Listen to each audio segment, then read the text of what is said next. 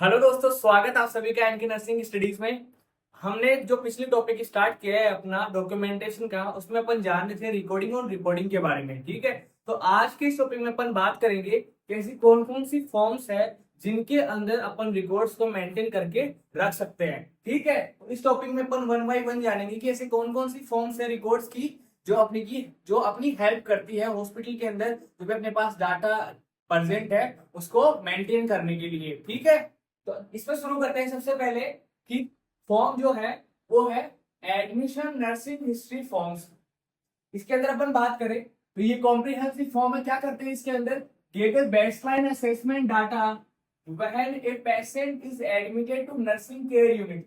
तो जो भी एक पेशेंट जब एक नर्सिंग केयर यूनिट में एडमिट होता है उस टाइम पे उससे रिलेटेड जो भी इंफॉर्मेशन है, जो भी डाटा है, उनको कलेक्ट करने के लिए क्या किया जाता है, जो भी एडमिशन हिस्ट्री है, फॉर्म नर्सिंग हिस्ट्री फॉर्म्स है, वो क्या होते हैं वहां पे बनाए जाते हैं, उनको फिलअप किया जाता है वहां पे। ठीक है, नेक्स्ट अपन बात करें साथ ही साथ अगर पेशेंट की कंडीशन में कोई भी चेंज आता है, compare any changes in patient condition. साथ ही साथ अगर पेशेंट की कंडीशन में कोई भी चेंजेस वहां पे आपको देखने को मिलता है तो वो सब कुछ कहाँ पे मेंटेन होगा, कहाँ पे लिखा जाएगा, ये सब कुछ जो उसकी एडमिशन हिस्ट्री है पेशेंट की, उसके नर्सिंग नोट्स के अंदर वहां पे वो आपको लिखना पड़ेगा। ठीक है, तो ये अपन ने फर्स्ट देखा admission nursing history forms.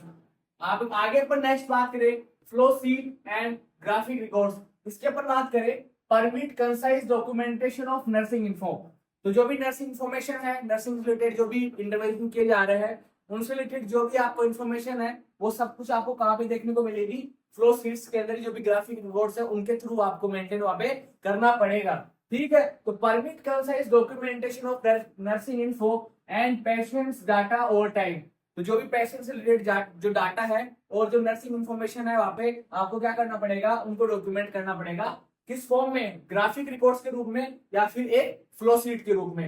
Next अपन बात करें useful for documentation of routine observation और रिपीटेड स्पेसिफिक मेजरमेंट। तो ये क्यों क्या काम आते हैं, कैसे यूजफुल होते हैं, तो ये क्या करते हैं, जो भी हमने अपन ने क्या करा उसकी जो भी हिस्ट्री थी पेशेंट की या फिर जो भी नर्सिंग इंटरवेंशन अपन ने उसको प्रोवाइड करे, तो उनको डॉक्यूमेंट करने के बाद में आपको वो जो डॉक्यूमेंट है वो क्या करेगा, आप जब उसका रूटीन ऑब्जर्वेशन करोगे एक पेशेंट का, उसकी जो कंडीशन है वो ठीक हो रही है नहीं हो रही है, तो उसके अंदर क्या डॉक्यूमेंट आपके काम में आएगा, जो आपने ग्राफिक रिकॉर्ड्स आपने बनाए हैं, तो उससे आप इवेलुएट कर पाओगे कि उस पेशेंट की जो कंडीशन थी, उसकी डिजीज थी, उसके अंदर सुधार हो रहा है या नहीं हो रहा है। नेक्स्ट अपन बात करें साथ ही साथ अगर उस पेशेंट के ऊपर कोई भी स्पेसिफिक प्रोसीजर किया जा रहा है, कोई भी मेजरमेंट लिए जा रहे हैं, तो उस कंडीशन में भी आपकी क्या करेंगे, ये आपकी हेल्प करेंगे। जैसे कि for a patient such as vital sign, आपको वाइटल साइंस रिकॉर्ड करना है तो आपको पता है कि आपको बाई द टाइम आपको रेगुलर इंटरवल पे जो भी वाइटल साइंस है पेशेंट के वो आपको वहां पे रिकॉर्ड करने पड़ेंगे। साथ ही साथ हाइजीन मेजरमेंट्स। ठीक है, एक पेशेंट को कंटामिनेशन से बचाने के लिए आपको एक प्रॉपर जो हाइजीन है, स्टैंडर्ड प्रिकॉशंस है, वो वहां पे आपको यूज में लेने पड़ेंगे। नेक्स्ट अपन बात करें उसको कौन कौन सी ट्रीटमेंट है जो फिजिशियन प्रोवाइड कर रहा है, उससे रिलेटेड जो भी इंफॉर्मेशन है वो सब आपको कहाँ देखने को मिलेगी, आप कहाँ से कैसे मेंटेन करोगे वो, उनको फ्लो शीट्स में या फिर जो ग्राफिक रिकॉर्ड्स है उनके अंदर आप उनको मेंटेन करोगे। साथ ही साथ एक पेशेंट का पेन असेसमेंट भी आपको कहाँ से देखने को मिलेगा, इन डॉक्यूमेंट्स के थ्रू आपको ये जो सब कुछ इंफॉर्मेशन है वो यहाँ से आपको देखने को मिलेगी। ठीक है, तो अब नेक्स्ट अपन बात करें पेशेंट्स एजुकेशन रिकॉर्ड्स के बारे में। तो इसमें बात देखते हैं आइडेंटिफाइज, ये क्यों बनाए जाते हैं, क्यों मेंटेन किया जाता है, identifies patients knowledge base about his और हर डायग्नोसिस। तो आपके पास जो पेशेंट आया है उसको जो भी ट्रीटमेंट दिया जा रहा है, उस पेशेंट को उस ट्रीटमेंट के रिगार्डिंग क्या जो उसकी डायग्नोसिस है उसके रिगार्डिंग क्या उसको पता है, उसको जो भी इंफॉर्मेशन चाहिए वो सब कुछ आपको कैसे पता चलेगा, पेशेंट एजुकेशन रिकॉर्ड्स के थ्रू पता चलेगा उस पेशेंट को उस डायग्नोसिस के रिगार्डिंग कुछ नॉलेज है या फिर नहीं है। साथ ही साथ उसको क्या ट्रीटमेंट दिया जा रहा है, जो भी ट्रीटमेंट उसको प्रोवाइड किया जा रहा है फिजिशियन के थ्रू, वो उसको प्रॉपर मिल रहा है नहीं मिल रहा, या फिर जो भी मेडिकेशन से रिलेटेड जो भी इंफॉर्मेशन होगी वो सब कुछ आपको कहाँ पे मेंटेन करनी पड़ेगी, जो पेशेंट एजुकेशन रिकॉर्ड्स है वहां पे आपको मेंटेन करना पड़ेगा। नेक्स्ट अपन बात करें क्लाइंट केयर और कैडेक्स के बारे में। ठीक है, क्लाइंट केयर और कैडेक्स के रूप में आप रिकॉर्ड को कैसे मेंटेन करते हो, तो सबसे पहले तो आपको ये बात ध्यान में रखनी है कि ये क्या होते हैं, कंप्यूटराइज्ड डाटा होते हैं। ठीक है, एक पेशेंट से रिलेटेड कंप्यूटराइज्ड डाटा है। तो now many are computerised summary print out for each patient during each shift. हर एक पेशेंट के लिए हर एक शिफ्ट के अंदर क्या किया जाता है, कंप्यूटराइज समराइज डाटा, ठीक है। उस पेशेंट की कंडीशन के रिगार्डिंग जो भी इंफॉर्मेशन थी आपने क्या करा, एक कंप्यूटर के अंदर एक डाटा के अंदर आपको उसको फीड कर लिया, ठीक है। अब उस हर एक पेशेंट से रिलेटेड आपको कोई इंफॉर्मेशन चाहिए, ठीक है, तो वो सब कुछ आपको कहाँ से मिल जाएगी, इन इन एंट्रीज के थ्रू आप आपको वो इंफॉर्मेशन मिल जाएगी।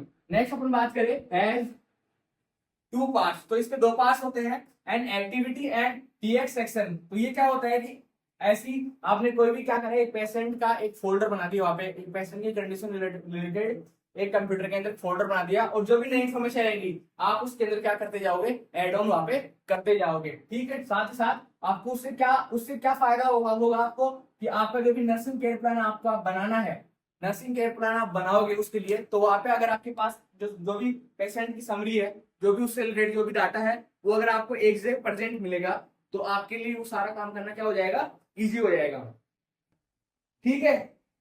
तो एक तो कौन सा सेक्शन हो गया, एक्टिविटी सेक्शन हो गया, और साथ ही साथ जो दूसरा सेक्शन होता है वो कौन सा होता है, नर्सिंग केयर प्लान सेक्शन होता है। अपन नेक्स्ट बात करें एक्यूटी नीड्स की, इसके अंदर क्या होता है, methods of determining the intensity of nursing care required for a group of patient.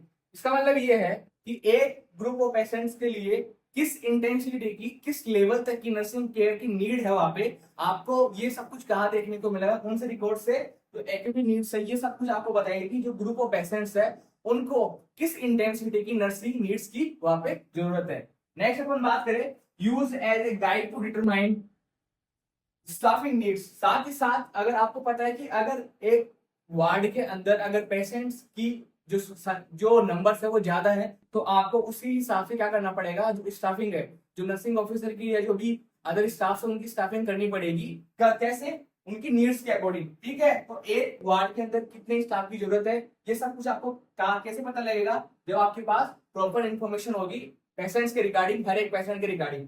Next अपन बात करें determines the hours of nursing care, साथ ही साथ एक पेशेंट को कितने घंटे की नर्सिंग केयर चाहिए, ठीक है, उसके बारे में। साथ ही साथ number of staff required for a nursing unit, जो नर्सिंग यूनिट है उसके लिए कितने नर्सिंग स्टाफ की वहां पे नीड है, वो सब कुछ आपको इनसे पता लगेगा। नेक्स्ट अपन बात करें allow nursing staff to compare patients with one another. साथ ही साथ अगर हर एक शिफ्ट में हर एक पेशेंट का डाटा वहां पे आपने रिकॉर्ड कर रखा है, तो ये आपके लिए इजी हो जाएगा हर एक पेशेंट की कंडीशन को क्या करना, कंपेयर करना। साथ ही साथ आप देख सकते हो, जैसे आपने एक पेशेंट को केयर प्रोवाइड करी, उसका आपने इवाल्युएशन किया कि उसके ऊपर उस ट्रीटमेंट का क्या फर्क आ रहा है, ठीक है, वो ट्रीटमेंट उसके ऊपर सही से काम कर रहा है नहीं कर रहा, जो अनदर पेशेंट है उससे आपने क्या करा, रिलेट करा इन सब चीजों को, तो आपको जो कंपेरिजन है वो आप वहां पे इजिली कर सकते हो, ठीक है। ये कब कर पाओगे, जब आपके पास सारा जो इन्फॉर्मेशन है एक पेशेंट से related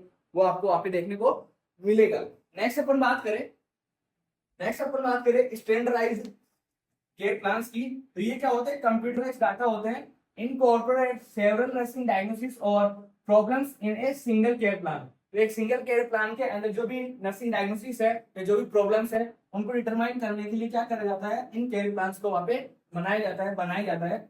improve continuity of care, साथ ही साथ जो कंटिन्यूटी ऑफ केयर है, एक पेशेंट की जो केयर है वो लगातार बनी रहे, आप उसको अच्छी केयर देते रहे, उसके लिए आपको क्या करना पड़ेगा, इन स्टैंडर्डाइज्ड केयर प्लान्स को बनाना पड़ेगा, ठीक है। नेक्स्ट अपन बात करें डिस्चार्ज समरी की, एक comprehensive process which emphasize plan place on preparing a patient for discharge from a health care organisation. तो आपको पता है कि जब एक पेशेंट का एडमिशन हुआ हॉस्पिटल के अंदर, तो जब वो ठीक हो जाएगा उसके लिए आपको क्या करना पड़ेगा, उसकी डिस्चार्ज प्लानिंग करनी पड़ेगी, तो वो सब कुछ किसके अंदर आएगा, डिस्चार्ज समरी के अंदर आएगा। आपको उसका जो भी पेशेंट से रिलेटेड जो भी डाटा था, उसकी जो भी डिजीज थी, उसको क्या क्या ट्रीटमेंट दिया गया, फिर उसने क्या क्या ट्रीटमेंट प्रोवाइड करवाया है, ये सब कुछ आपको कहाँ देखने को मिलेगा, डिजीज समरी के अंदर देखने को मिलेगा। नेक्स्ट अपन बात करें important to ensure that a patient's condition results in desirable outcome, ठीक है। तो ये डिस्चार्ज समरी के अंदर आपको क्या देखने को मिलेगा, कि जैसे आपने एक पेशेंट को केयर वहां पे प्रोवाइड करवाई, उस पेशेंट के ऊपर उस केयर का क्या इफेक्ट आया, वो जो आपके जो आउटकम सही है फिर उस पेशेंट के ट्रीटमेंट से, जैसे आपने उसको कोई भी मेडिसिन वगैरह दी, कोई भी प्रोसीजर करा, नर्सिंग इंटरवेंशन दिए, फिर आपने उसको इवालुएट करा कि जो पेशेंट की कंडीशन जो पहले थी डिजीज कंडीशन थी वो वापस से रिवर्ट बैक हो रही है नहीं हो रही। ठीक है, तो ये सब कुछ आपको कहाँ देखने को मिलेगा कि पेशेंट की क्या है डिस्चार्ज समरी है उसके अंदर वहां पे आपको देखने को मिलेगा। तो ये आज अपन ने बात करी कि जो भी पेशेंट के रिकॉर्ड्स हैं, पेशेंट से रिलेटेड जो रिकॉर्ड्स है उनकी ऐसी कौन सी कॉमन फॉर्म्स है जो अपन हॉस्पिटल के अंदर क्या लेते हैं, काम में लेते हैं, ताकि आपको जो भी पेशेंट से रिलेटेड जो भी डाटा है उनको केयर प्रोवाइड करनी है वो सब कुछ इन्फॉर्मेशन आपको क्या हो सके एक ही जगह पे वहां पे मिल सके। ठीक है, तो आई होप आप लोगों को ये क्लास पसंद आई होगी। तो बने रहिए हमारे साथ और देखते रहिए एनके नर्सिंग स्टडीज।